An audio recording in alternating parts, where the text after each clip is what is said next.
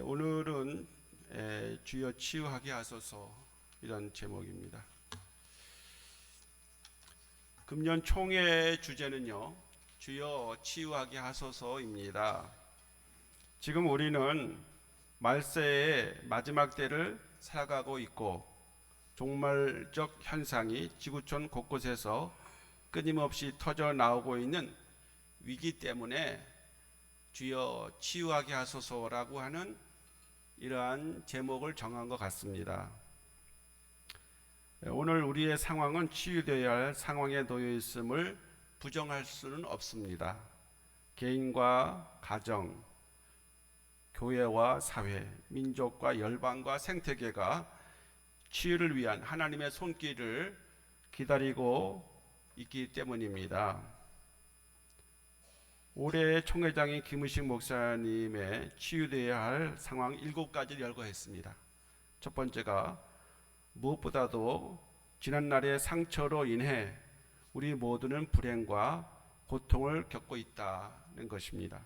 두 번째, 우리의 가정이 불행과 고통에서 헤어나오지 못하고 있다라는 거고요. 세 번째, 우리의 교회가 불화와 분쟁에서 헤어나오지 못하고 있다. 네 번째, 우리나라가 분쟁과 분열이 끊이지 않고 있다. 우리나라 아직 분단되어 있는 상황 속에서 또 지역 간의 분쟁과 분열이 끊이지 않고 있다는 거고요. 다섯 번째, 우리 민족은 분단과 대립 가운데 대치 중이다. 여섯 번째, 민족과 민족 간에도 침략과 전쟁이 그치지 않고 있다. 일곱 번째, 인류의 과학 문명의 이기는 결국 생태계의 파괴를 가져오고 말았다. 이러한 7가지 때문에 우리 개인과 가정, 교회와 사회, 민족과 세계 열방, 생태계가 치유되어야 한다는 것입니다. 오늘 본문의 말씀의 배경이 되는 출애굽 사건은 구원과 치유의 얘기입니다. 이스라엘 민족을 출애굽시킨 하나님은 구원과 치유의 하나님이십니다. 그리고 하나님의 말씀인 성경도 구원의 책이자 치유의 책입니다. 그래서 성경에는 구원과 치유에 관한 얘기로 가득 차 있고, 그리고 기독교는요, 구원의 종교이자 치유의 종교인 것입니다. 또한 교회 역시 구원의 공동체이자 치유의 공동체입니다.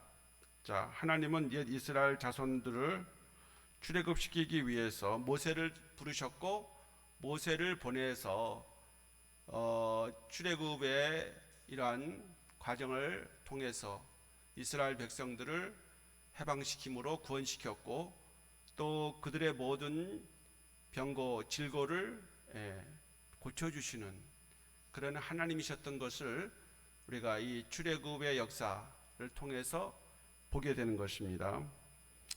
오늘도 우리의 세계와 모든 우리 개인과 교회와 사회는 치유를 열망하고 있습니다. 그렇기 때문에 우리 교회는 무엇보다도 이러한 상황을 잘 읽고, 그리고 우리가 하나님의 이 치유의 선포자로서 세상을 치유하고, 또 교회와 사회와 민족과 생태계까지 치유를 위한 사명을 우리 교회가 잘 감당해야 하겠습니다.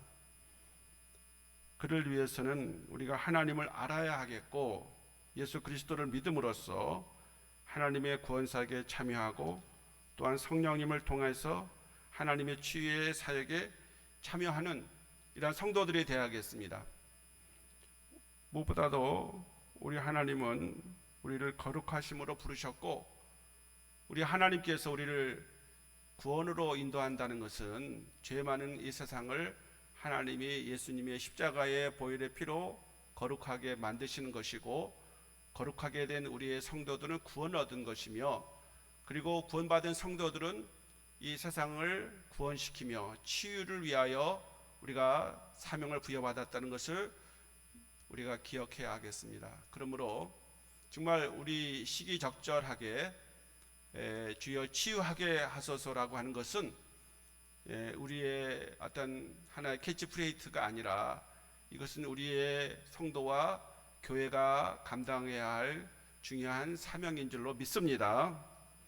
그러므로 오늘 이 새해 벽두 정말 첫 시간에 총회가 우리 온 성도들과 더불어 감당해야 할 사명은 주여 치유하게 하소서라는 걸 기억하고 어떻게 하면 이것을 접근시킬 수 있을까를 생각해 보지 않을 수 없습니다. 그래서 오늘도 여러분에게 두 가지 정도의 말씀을 먼저 드리겠습니다.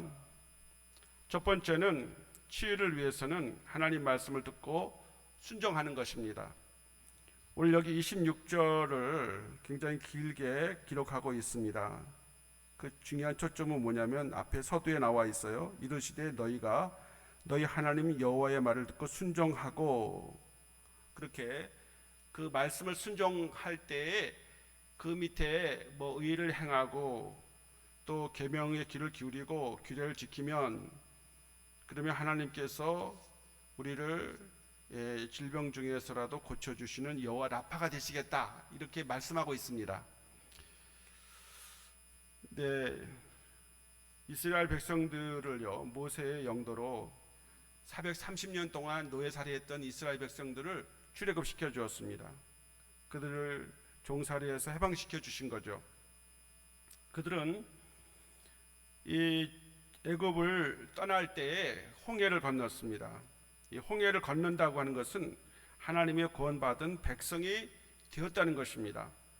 모세는 홍해를 건넌 후에 노래하기를 15장 13절에 보면 홍해를 건너고 그들이 노래했습니다. 주의 인자하심으로 주께서 그 구속하신 백성을 은혜로 인도하시되 주의 힘으로 그들을 주의 성결한 처소에 들어가게 하시나이다. 홍해를 건너는 사건을 거룩한 처소에 들어가는 것이라고 말했습니다. 자, 사도 바울은요, 이 사건, 홍해를 건너는 이 사건을 세례로 이해를 했어요. 그래서 그들이 홍해를 건널 때 그 홍해가 그 벽이 되어서 그 사이로 육지와 같이 건너지 않았습니까? 그때 물방울이 그들에게 아마 튀었을지도 몰라요. 홍해의 물속에서 구원을 받았다 그래서 오늘날 그 홍해에 건너는 사건을 세례로 연결시키고 있습니다. 세례라고 하는 것은 내가 죽고 그리스도 안에서 다시 사는 것입니다.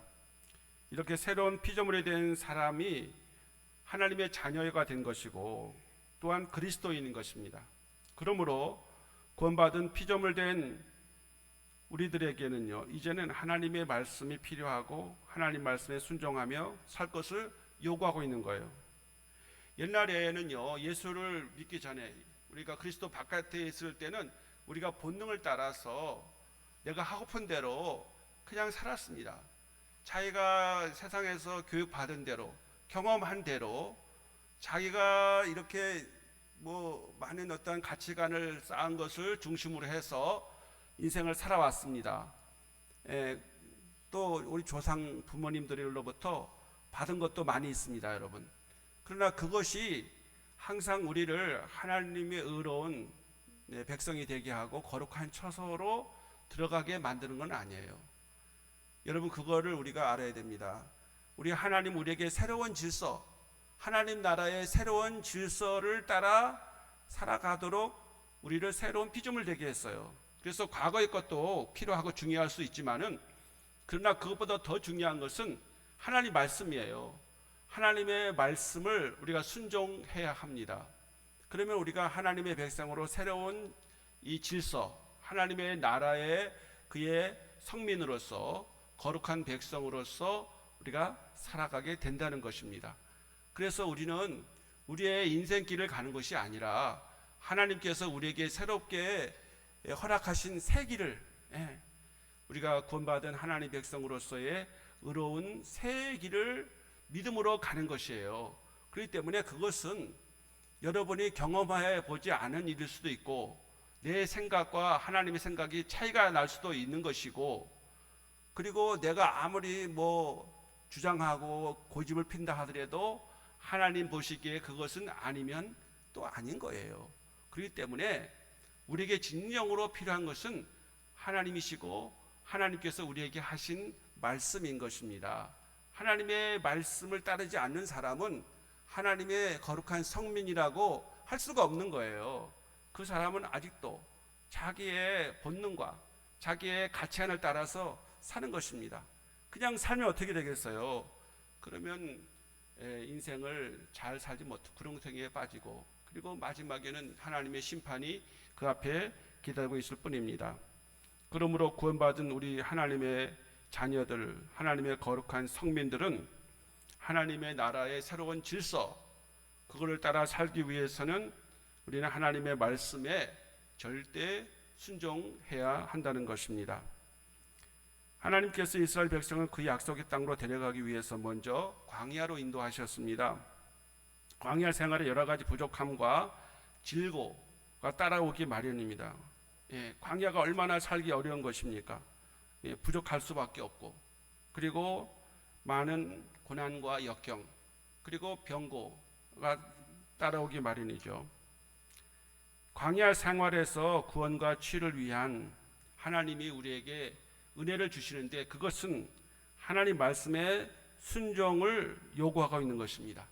오늘 여기 성경 26절의 말씀이 애굽 사람들에게 내린 질병을 하나도 이스라엘 백성에게 내리지 않게 하겠다라고 말하는 거예요. 이것은 하나님이 우리에게 질병이 걸려도 여호와 라파 되신 하나님께서 치유해 주신다고 하는 것입니다. 사랑하는 성도 여러분, 올해 1년 여러분이 건강하고 행복한 은혜로운 한 해를 살아갈 수 있기를 축복합니다. 그리하기 위해서는 여러분 앞에 하나님의 말씀이, 그 말씀이 여러분의 발의 등이 되어야 할 것이고, 하나님 말씀이 여러분의 나가는 길에 빛이 되어야 할 것입니다. 우리 하나님 말씀을 사랑하고 말씀대로 순종하며 사는 귀한 성도의 삶이 됨으로 말미암아 금년 한 해 건강하시고 행복한 한 해가 되기를 축복합니다. 두 번째는요, 십자가의 은혜를 받는 것입니다.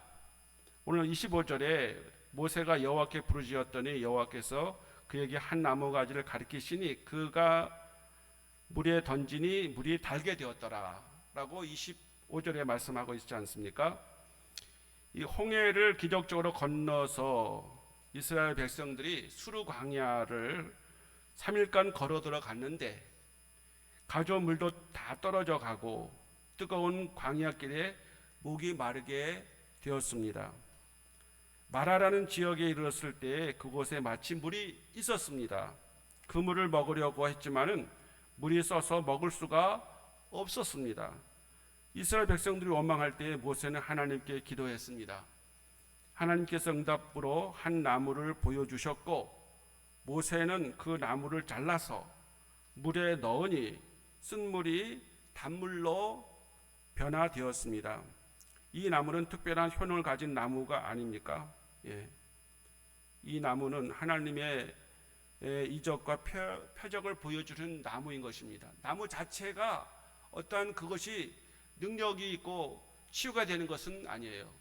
그러니까 여러분들이 이 세상에 살아가면서 좋은 여러 가지 약도 잡수시고 또 영양제도 잡수시고, 저도 영양제 밥만 먹으면 영양제 먹습니다. 치료제도 고혈압약을 의사가 먹으라니까 먹습니다, 여러분. 그러나 그것이 먹는다고 다 낫습니까? 하나님께서 은혜로 우리를 병을 치유해 주시고 고쳐 주신 줄로 믿습니다. 그 나무 자체가 어떤 효능이 있는 것이 아니라 하나님께서 지시하셔서 그 나무를 베어 가지고 물에다가 넣으라고 한 그 말씀을 순종했기 때문에 그 말씀으로 쓴물이 달게 되어진 것입니다. 자, 이 나무는 특별한 효능을 가진 나무는 아닙니다. 하나님의 이적이자 표적이었던 것이죠. 하나님께서 이를 통해서 가르치고자 하신 것은, 하나님께서 가르치시는 실제는 그의 사인에 있습니다. 이 나무가 상징하는 것이 무엇이고 무엇을 예표합니까? 이 성경에서 나무를 가리킬 때 가장 중요한 상징 나무는 바로 예수 그리스도가 달리신 나무, 즉 십자가입니다. 사도 바울은 신명기 21장 23절을 인용해서 이렇게 말했습니다. 갈라디아 3장 13절, 그리스도께서 우리를 위하여 저주를 받은 바 되사 율법의 저주에서 우리를 속량하셨으니 기록된 바 나무에 달린 자마다 저주 아래에 있는 자라 하였음이라 말하고 있는 거예요. 예수님께서 십자가에 달려 돌아가셨는데 그 십자가는 그 저주, 율법의 저주를 우리의 죄로 말미암아 속량해 주신 거예요. 그렇기 때문에 우리의 저주가 예수님에게 전가되어서 예수님이 십자가에 피 흘려 죽으실 때에 그 십자가는 우리의 속죄, 죄에 대한 속량을 이루어 주시는 거예요. 그래서 나무에 달린 자마다 저주 아래에 있는 자라 하였는데, 예수님이 우리의 저주를 병으로 말미암아 받아야 할 저주와 죽음을 예수님이 대신 짊어지신 것입니다. 그러니까 얼마나 십자가가 중요한 것입니까? 그래서 베드로 사도 역시 이사야서 53장 5절을 염두에 두고 말씀했어요. 베드로전서 2장 24절에서 친히 나무에 달려 그 몸으로 우리 죄를 담당하셨으니 이는 우리로 죄에 대하여 죽고 의에 대하여 살게 하려 하심이라 말하고 있습니다. 나무에 달려 그 몸으로 우리의 죄를 담당했습니다. 그 나무는 어떤 나무입니까? 십자가이죠. 그 십자가는 바로 우리의 죄를 위해 예수님이 대신 죽어 주셨던 것입니다. 예수 그리스도의 십자가야말로 인생에서 만나는 쓴물을 달게 바꾸는 능력인 것입니다.